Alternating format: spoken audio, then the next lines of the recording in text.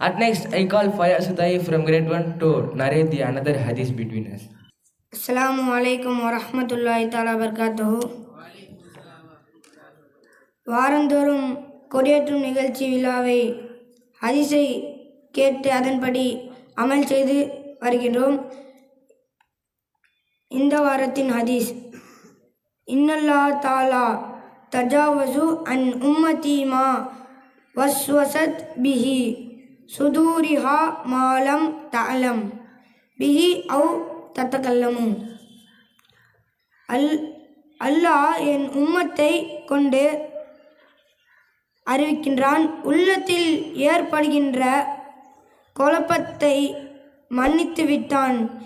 எதுவரை என்றால் அவர்கள் அதை கொண்டு பேசாமலும் அதை கொண்டு அமல் செய்யாமலும் இருப்பதில் ஒரு மனுஷனுக்கு தப்பு செய்யணும்னு என்று தோன்றுச்சுன்னா அந்த தப்பை மற்றவங்கள்ட்ட சொல்லிட்டு அந்த தப்பை செய்யாமல் இருந்தானுன்னா அது பாவம் இல்லை.